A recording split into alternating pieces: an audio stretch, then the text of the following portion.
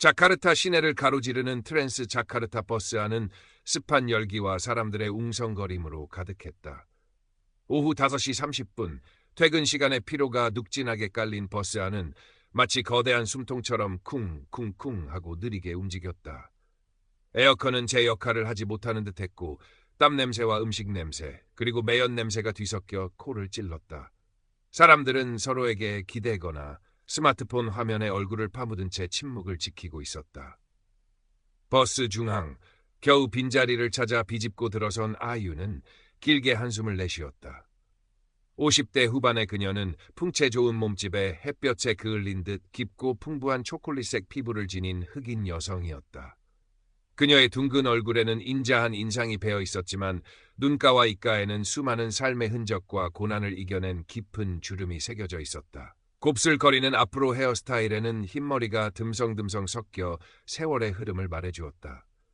그녀의 손은 매일 음식 재료를 다루고 무거운 냄비를 옮기며 생긴 굳은 살로 거칠었지만 그 안에는 따뜻하고 섬세한 손길이 숨어 있었다. 낡았지만 깨끗하게 다려진 전통 바틱 옷과 편안한 샌들은 그녀의 소박한 삶을 보여주었다. 그녀는 지팡이를 짚고 간신히 몸을 지탱하며 자리에 앉았다. 겉으로는 평범해 보였지만 그녀의 깊눈빛과 당당한 자세는 그 어떤 편견도 그녀의 존엄을 꺾을 수 없음을 보여주는 듯했다. 색한 뒤 젊은이들의 날카롭고 시끄러운 웃음소리가 버스 안의 조용한 분위기를 갈랐다. 최신 유행하는 옷차림에 값비싼 스니커즈로 치장한 3명의 젊은 남성 제이와 그의 친구들 디안, 파이잘이었다.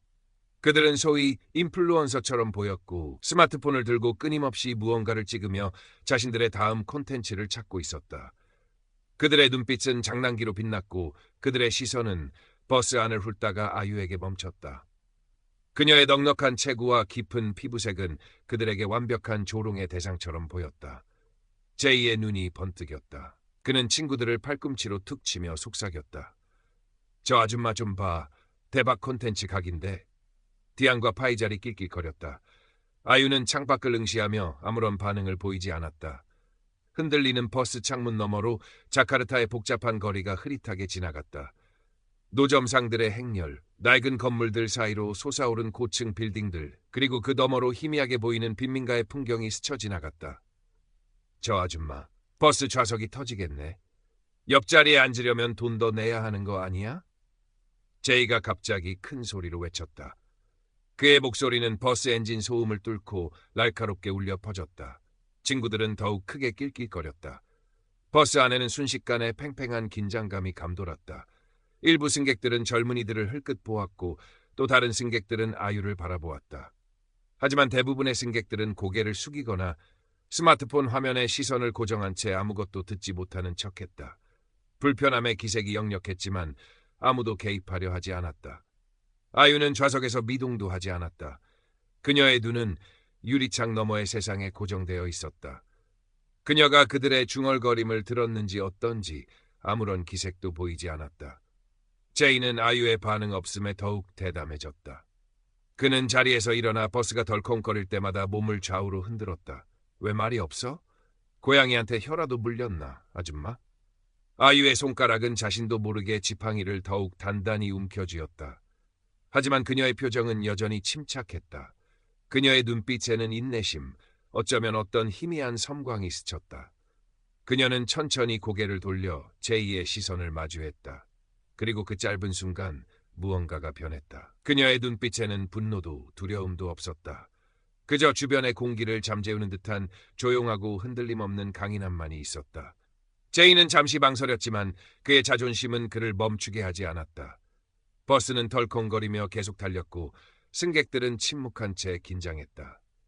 마치 무언가 일어날 것을 기다리는 듯했다. 그들은 아유의 침묵이 나약함이 아니라는 것을 거의 알지 못했다.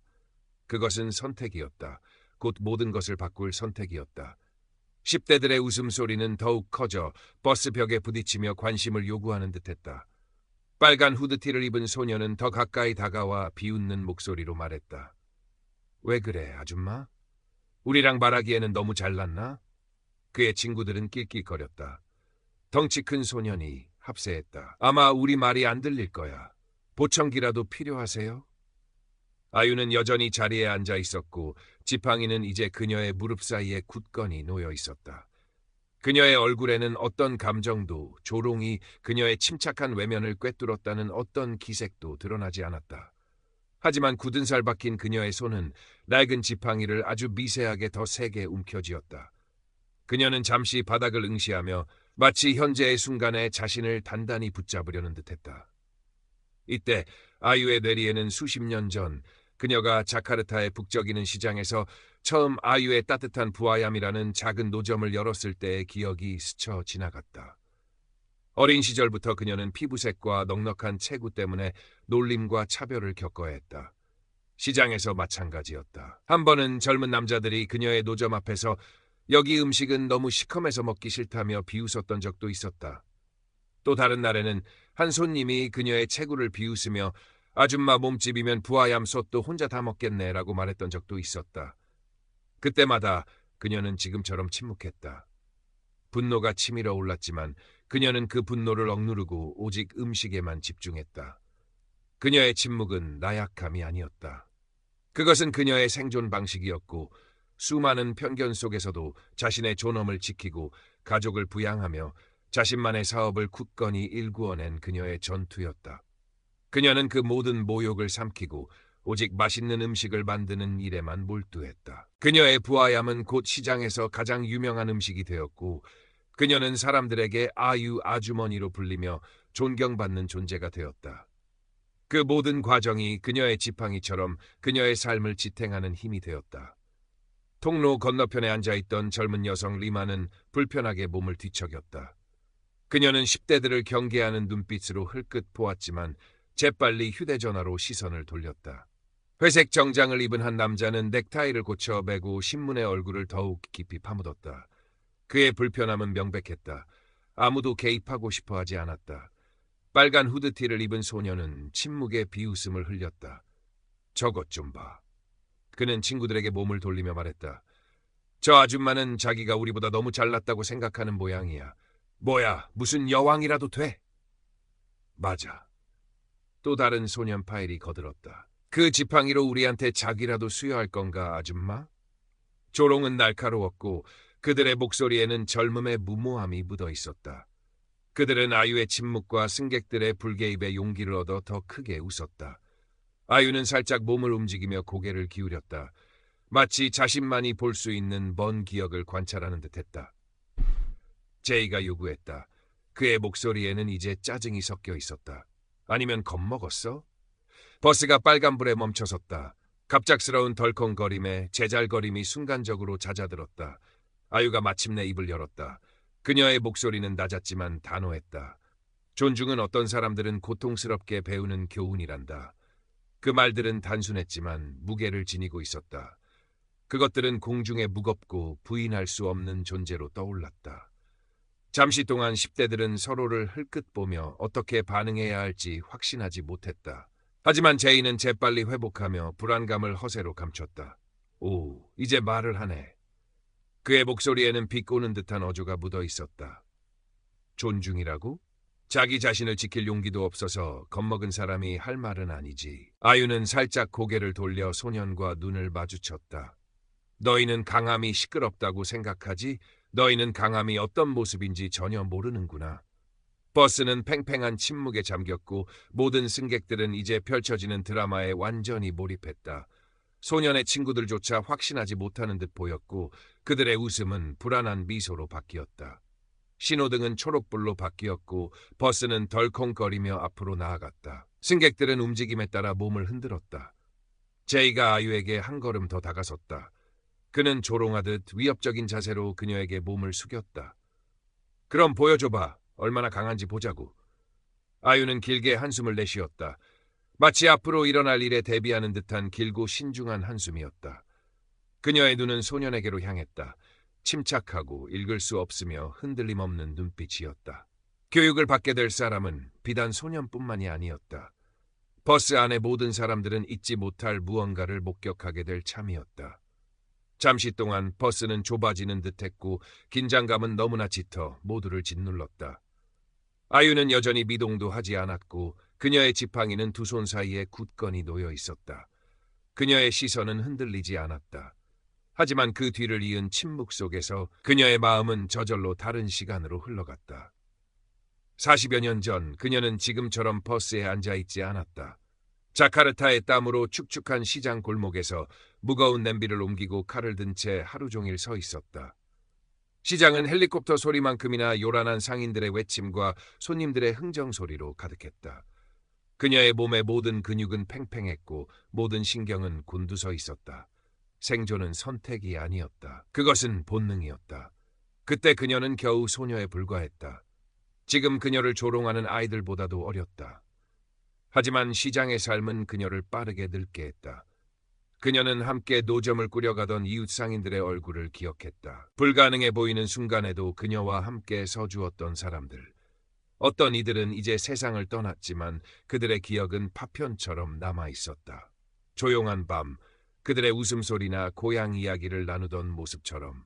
그녀는 시장에서의 삶이 끝난 후에도 그들의 상실감의 무게를 오랫동안 짊어지고 있었다.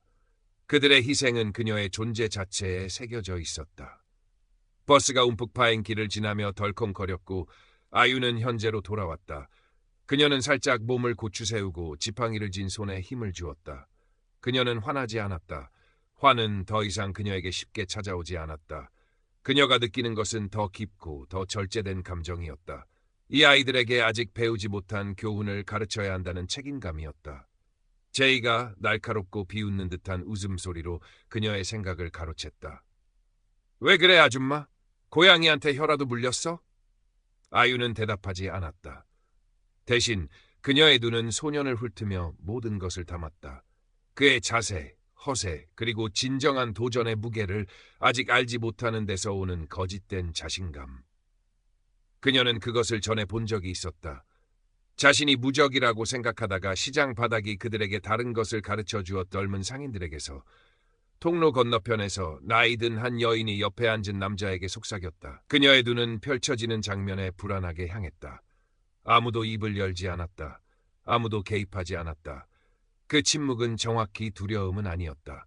그것은 개입하지 않겠다는 암묵적인 동의에 가까웠다. 아유가 마침내 입을 열었다. 그녀의 목소리는 침착하고 신중했다. 너희는 내가 예전에 알던 사람을 떠올리게 하는구나. 그녀의 목소리에는 소년의 웃음을 멈추게 하는 날카로움이 섞여 있었다. 오, 그래? 제이가 아무렇지 않은 척 말했다. 누군데? 아줌마의 옛날 시장 친구라도? 아유는 살짝 뒤로 기댔고 그녀의 시선은 흔들림 없었다. 아니, 자신이 무적이라고 생각했던 젊은 상인이었지. 그는 그렇지 않다는 것을 배웠단다. 소녀는 코웃음을 쳤지만 그의 친구들은 이제 눈에 띄게 조용해졌고 그들의 비웃음은 흔들렸다. 모든 아줌마, 그저 한물간 꼰대잖아. 아무도 아줌마 이야기에 관심 없어. 아유의 입술은 미미하게 미소를 띄었다. 재미있어서가 아니라 모든 것을 알고 있다는 듯한 미소였다. 조심해라, 얘야. 때로는 이야기가 너희가 같은 실수를 저지르는 것을 막아주는 전부가 된단다. 그 말들은 공중에 떠올랐고 잠시 동안 버스조차 더 조용해진 듯했다. 하지만 제이는 물러설 준비가 되어 있지 않았다. 그는 더 가까이 다가섰다. 이제 노인과 겨우 몇 인치 거리에 있었다. 아줌마는 자신이 그렇게 현명하다고 생각하나? 그럼 증명해봐. 아유의 눈은 살짝 가늘어졌지만 분노해서가 아니라 준비하기 위해서였다. 그녀는 지팡이를 고쳐 잡았다. 그녀의 움직임은 신중하고 느렸다. 마치 자신이 무엇을 하고 있는지 정확히 아는 사람처럼. 아유 안에 끓어오르는 폭풍은 분노에서 비롯된 것이 아니었다. 그것은 경험으로 단련된 것이었다. 그리고 그것은 이 아이들에게 강함의 의미를 보여줄 참이었다.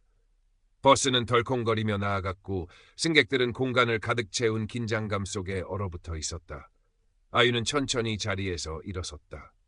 그녀의 지팡이는 그녀가 서 있는 동안 그녀의 체중을 지탱해 주었다. 그녀는 몸집이 큰 사람은 아니었다. 나이는 그녀의 몸집을 줄어들게 했다. 하지만 그녀가 자신을 지탱하는 방식은 그녀를 더 크고 강하게 보이게 했다. 소년들은 그녀를 지켜보았고 호기심이 생기면서 그들의 비웃음은 사라졌다. 내가 무언가를 증명하길 원하느냐? 아유가 물었다. 그녀의 목소리는 침착했고 거의 조용했지만 어쩐지 버스 안의 모든 사람들의 주의를 끌었다. 그녀의 눈은 제이에게 고정되어 흔들림 없었다. 증명에 대해 이야기해보자. 제이는 불안하게 낄낄거리며 반걸음 뒤로 물러섰다. 뭐? 그 지팡이로 날 때릴 건가, 아줌마? 아유의 손이 지팡이의 윗부분을 스쳤지만 그녀는 지팡이를 들어 올리지 않았다. 아니, 그녀는 단순히 말했다. 하지만 나는 내 입이 아직 분명히 배우지 못한 것을 가르쳐 줄 거야. 바로 절제를. 공기는 충전된 듯했고 목덜미가 따끔거리는 듯한 에너지가 느껴졌다. 다른 승객들은 눈을 크게 뜨고 지켜보았다. 어떤 이들은 한마디도 놓치지 않으려는 듯 몸을 앞으로 기울였다. 이것이 강함이라고 생각하느냐? 아유는 소년의 자세를 가리키며 말을 이었다. 시끄러운 말과 공개적으로 누군가를 당황하게 하려는 시도? 그녀는 고개를 저었다. 그것은 강함이 아니야. 그것은 두려움이란다. 세상이 너희의 진짜 모습을 보게 될까봐 두려워하는 것. 소년의 친구들은 불편하게 몸을 움직였고 그들의 자신감은 눈에 띄게 약해졌다. 그들 중 한 명 디안이 중얼거렸다. 이봐, 그냥 앉자. 하지만 제이는 포기할 준비가 되어 있지 않았다. 그의 자존심이 걸려 있었고 그는 친구들 앞에서 물러설 수 없었다. 아줌마는 나에 대해 아무것도 몰라요. 그는 반박했지만 그의 목소리에는 이전의 날카로움이 없었다. 내가 생각하는 것보다 더 많이 안단다. 아유가 대답했다. 그녀의 목소리는 여전히 침착하고 흔들림 없었다. 이 지팡이가 보이느냐? 그것은 단순한 막대기가 아니야. 그것은 상기물이지. 이 늙은 뼈에 있는 모든 상처, 모든 통증에는 이야기가 담겨 있어. 주먹으로 싸운 것이 아니라 용기, 절제, 그리고 명예로 싸운 전투의 이야기들. 너희는 이해하지 못할 것들이지. 너희는 그것들을 얻기 위해 노력해 본 적이 없으니까. 소년의 허세는 흔들렸다. 그의 손은 주먹을 꽉 쥐었지만 그는 움직이지 않았다. 아유는 살짝 몸을 기울였고 그녀의 시선은 꿰뚫는 듯했다. 돈이 없고 외모가 다르다는 이유로 너희 친구들이 모욕당하는 것을 보면서도 아무것도 할 수 없었던 기분을 아느냐? 매일 그 기억을 안고 살면서 그들에게 평생 갚아야 할 빚이 있다고 느끼는 기분을 아느냐? 그 말들은 어떤 주먹보다도 강하게 그들의 가슴을 꿰뚫었다. 소녀는 눈을 깜빡였다. 무언가를 말하고 싶은 듯 턱을 움직였지만 아무 말도 나오지 않았다. 버스는 엔진의 규칙적인 윙윙거리는 소리 외에는 침묵에 잠겼고 다른 승객들은 눈앞에서 펼쳐지는 장면에 매료되어 있었다. 너희는 운이 좋은 아이들이란다. 아유가 말을 이었다. 그녀의 목소리는 아주 살짝 부드러워졌다. 이런 교훈을 힘들게 배울 필요가 없으니 말이야. 하지만 계속 이렇게 사람들을 무시하고 세상이 너희에게 무언가를 빚졌다고 생각하며 지낸다면 곧 알게 될 거야. 그리고 그날이 오면 너희는 내 말을 들었더라면 하고 후회하게 될 거다.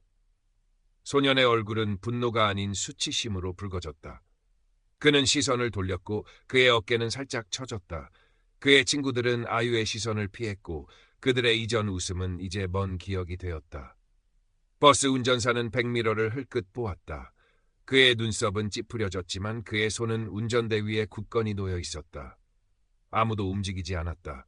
침묵은 귀를 먹먹하게 할 정도였고 오직 버스가 길을 따라 미끄러지듯 나아가는 소리만이 들렸다. 아유는 몸을 고추 세웠다. 그녀의 자세는 여전히 흔들림 없었다. 이제 그녀는 단호한 목소리로 말했다. 자리에 앉거나 이 버스에서 내려라. 제이는 잠시 망설이다가 무언가를 중얼거린 후 자신의 자리로 물러났다. 그의 친구들도 고개를 숙인 채 뒤따랐고 그들의 허세는 산산조각났다. 대립은 끝났지만 교훈은 이제 막 시작되었을 뿐이었다. 그리고 반성해야 할 것은 비단 소년들만이 아니었다. 10대들이 자리에 앉자 버스 안의 긴장감은 풀리기 시작했지만 침묵은 여전히 남아 있었다. 승객들은 조용히 서로를 흘끗 보았다. 어떤 이들은 찬성하는 듯했고 어떤 이들은 믿을 수 없다는 표정이었다. 아유는 잠시 동안 서 있었다. 지팡이를 굳건히 잡고 있었지만 편안해 보였다. 그녀의 시선은 버스 안을 훑으며 각 승객에게 잠시 머물렀다가 천천히 자리로 돌아갔다. 앞쪽에 앉아있던 중년 여성이 마침내 침묵을 깼다. 아주머니, 그녀는 조심스럽지만 존경심 어린 목소리로 말했다. 정말 용감하셨어요. 그녀의 말에는 존경심과 함께 후회가 섞여 있었다. 마치 더 일찍 나서지 못한 것을 후회하는 듯했다. 아유는 살짝 고개를 돌려 그녀에게 작은 고개를 끄덕였다. 용기가 아니란다. 그녀는 대답했다. 그저 해야 할 일을 했을 뿐이야. 그녀 뒤에서 제이와 그의 친구들은 평소와 달리 조용했다. 제이는 팔짱을 낀 채 창밖을 응시했다. 그의 친구들은 낮은 목소리로 속삭였다. 그들은 아유의 말뿐만 아니라 자신들의 행동이 단순한 웃음 이상의 결과를 초래한다는 깨달음에 흔들린 것이 분명했다. 버스는 부드럽게 윙윙거리며 계속 달렸다. 뒤쪽에 앉아있던 젊은 남자가 헤드폰을 목에 걸고 입을 열었다. 아주머니, 혹시 시장에서 부하얌 파세요? 그는 조심스럽지만 궁금한 듯 물었다. 아유는 살짝 몸을 돌렸다. 그녀의 표정은 읽을 수 없었다. 그래. 그녀는 단순히 말했다. 아유 아주머니 부하얌 가게 말이죠? 젊은 남자가 말을 이었다. 제 할머니가 매번 아주머니 부하얌을 사오셨어요. 할머니가 돌아가시고 나서도 그 맛을 잊을 수가 없어서요. 아주머니, 정말 감사해요. 그 맛으로 저희 가족이 위로를 많이 받았어요. 아주머니가 주신 모든 것에 대해. 아유의 입술은 희미하게 미소를 띄었다. 우리 모두 무언가를 주었단다. 그녀는 말했다. 어떤 이들은 다른 이들보다 더 많이 주었지.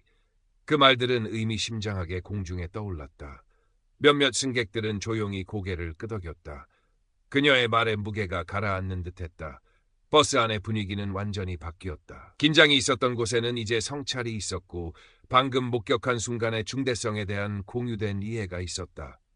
그룹의 소년들 중 한 명, 뒤로 쓴 모자를 쓴 덩치 큰 소년, 어색하게 헛기침을 했다. 아주머니, 그는 거의 속삭인 듯한 목소리로 말했다. 저희가 죄송합니다. 그런 말을 해서는 안 되는 거였는데. 아유는 그를 돌아보았다. 그녀의 표정은 살짝 부드러워졌다. 사과는 받아줄게. 그녀는 말했다. 하지만 기억해라. 존중은 누군가가 요구한다고 해서 주는 것이 아니란다. 그것은 마땅히 해야 할 일이기 때문에 주는 것이지. 소녀는 재빨리 고개를 끄덕였고 그의 얼굴은 붉어졌다.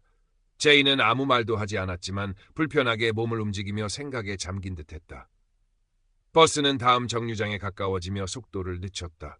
아유는 창밖을 흘끗 보았다. 그녀의 눈은 익숙한 길 모퉁이를 잠시 스캔했다. 그녀는 지팡이로 바닥을 한번 두드린 후 자리에서 일어섰다. 그녀는 내리기 전 버스 안을 향해 몸을 돌렸고 그녀의 목소리는 엔진 소음을 뚫고 울려 퍼졌다. 친절과 존중은 아무것도 들지 않는단다. 그녀는 특정인을 지칭하지 않고 모두에게 말하는 듯했다. 하지만 그것들을 주지 않으면 모든 것을 잃을 수 있단다. 문이 시익 소리를 내며 열렸고 아유는 당당한 걸음걸이로 버스에서 내렸다. 그녀의 존재감은 그녀가 사라진 후에도 오랫동안 버스 안에 머물렀다. 버스는 정류장을 떠나며 침묵을 지켰고 승객들은 각자의 생각에 잠겼다. 그들은 단순한 대립 이상의 것을 목격했다. 그들은 존엄성에 대한 교훈을 목격했다. 그리고 어떤 이들에게는 그 교훈이 버스 여행이 끝난 후에도 오랫동안 남아있을 것이다. 버스가 계속 달리는 동안에도 버스 안의 분위기는 사색으로 무거웠다. 한때 한가한 잡담으로 가득했던 대화는 이제 속삭임이거나 아예 침묵으로 바뀌었다. 그 버스를 탄 많은 사람들에게 아유의 말은 하루 종일 들었던 어떤 소음보다도 크게 울려 퍼졌다. 제이는 좌석에 축 처져 앉아 있었다. 한때 당당했던 자세는 움츠러들었다. 그의 친구들은 서로 눈을 마주치는 것을 피했고 그들의 얼굴에는 죄책감과 당혹감이 뒤섞여 있었다.